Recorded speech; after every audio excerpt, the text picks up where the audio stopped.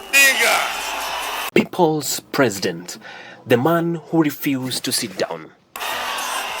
In full realization of the high calling, assumed the office of the people's president.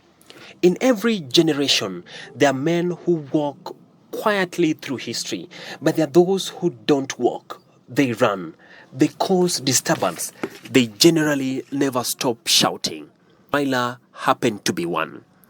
RAILA Amolo Odinga's life was forged in struggle.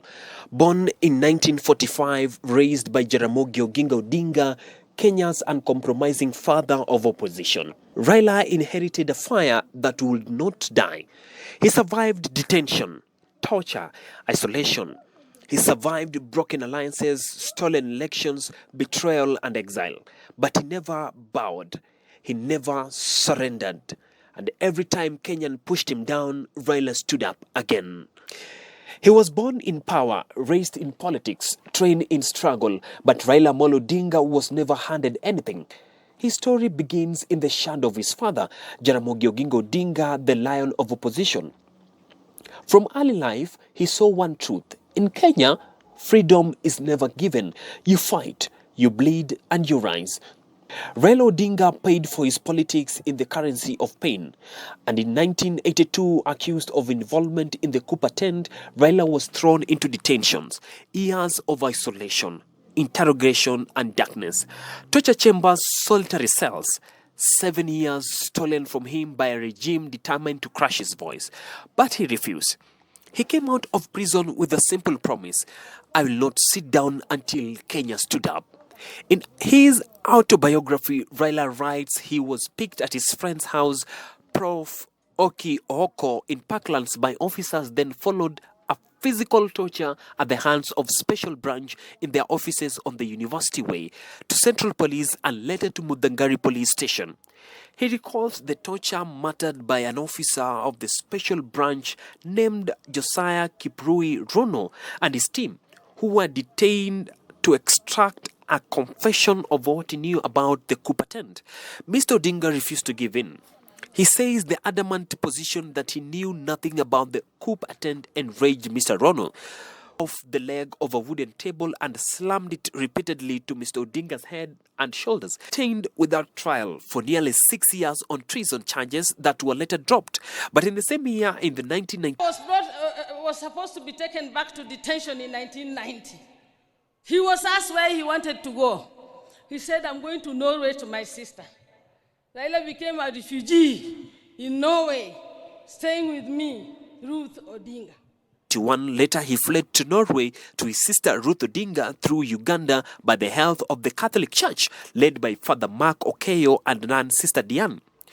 His detention marked the beginning of a period of imprisonment and struggle for political freedom in his career. Kenya trembled under one-party rule. He spoke. He stood against Moi's regime. He marched. He organized. He bled. When Kenyans whispered in fear, he shouted. Kenya was one-party prison. Section 2A locked the nation under KANU, and in 1990 to 1991, the West began cutting aid, saying Kenya must democratize. The World Bank and the IMF suspended funds. Foreign diplomats told Moi, no multi-party democracy, no money. Moi was cornered, but the final blow came from the streets. This was the biggest political eruption since independence.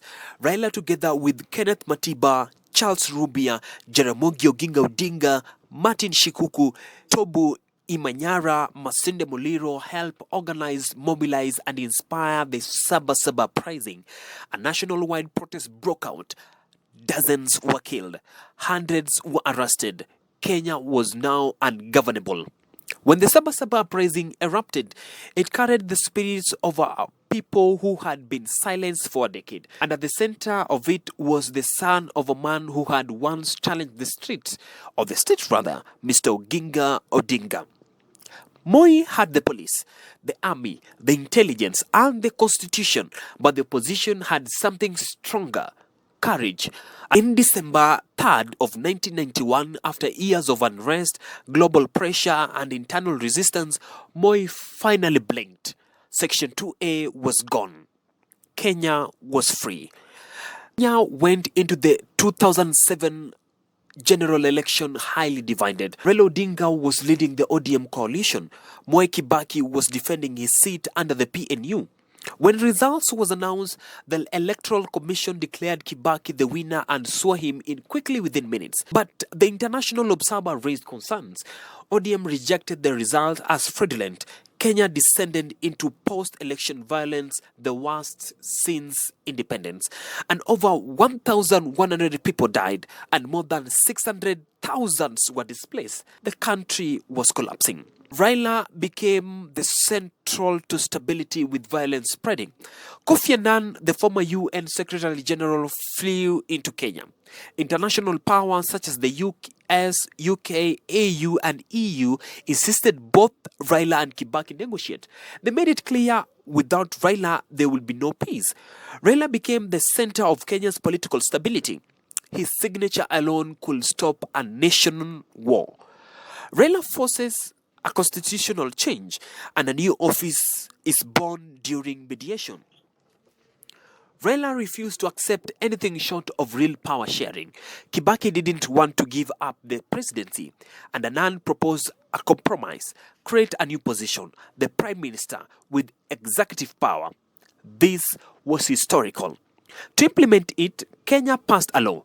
The National Accord and Reconciliation Act of 2008 created the office of the Prime Minister, recognized RAILA as the head of government business, gave his power to supervise ministry, formed the Grand Coalition government.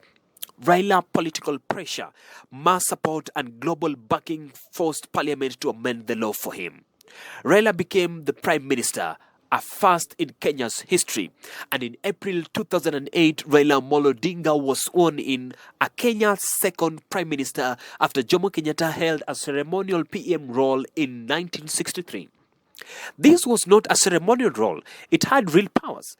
Supervision of government ministry, chairing cabinet subcommittees, co-managing government with president and control of legislative agendas in parliament. He became the most powerful opposition leader in Kenyan history, holding government from the inside while still commanding massive street power. He pushed for the constitution reforms and in 2010, Kenya got a new constitution. In 2018, he shocked the world by shaking hands with Uhuru Kenyatta, proving again Raila never fought for revenge, only for reforms. The 4th of March 2013, the main candidates being Raila Odinga, the leader of the Orange Democratic Movement ODM, running under the Coalition for Reforms and Democracy CORD with Kalonzo Musyoka as running mate. Uhuru Kenyatta, the presidential candidate of Jubilee Party, with William Ruto as his running mate. This election was marked a key transition from President Mwai Kibaki tenure. Uhuru Kenyatta and William Ruto were under international scrutiny due to ICC charges linked to the 2000 post-election violence. Raila Odinga entered the election leading a coalition aimed at promoting reforms and democracy. And the result, Uhuru Kenyatta declared the winner in the first round with 50+1 votes. And Raila Odinga garnered 43.7% contestants' results. IBC declared Uhuru the president-elect without a runoff. And Raila alleged irregularities in the manual tallying process. He announced his intention to challenge the election's results in Kenya Supreme Court, signaling ongoing political tension. The stakes were monumental, not just for him, but for Kenya itself. The nation watched as protests swelled and fears of renewed unrest loomed. It was a battle of legality, legitimacy, and the will of the people. Challenged had shifted from the ballot box to moral and political influence. Then came the 2017 elections. Kenya went into the 2017 general elections deeply divided. Raila Odinga once again under NASA versus Uhuru Kenyatta Jubilee. After voting, the IBC declared Uhuru the winner. Raila rejected the results, calling the election a computer-generated presidency. Tension exploded across the country. Raila filed a petition challenging the results. Then something historical happened.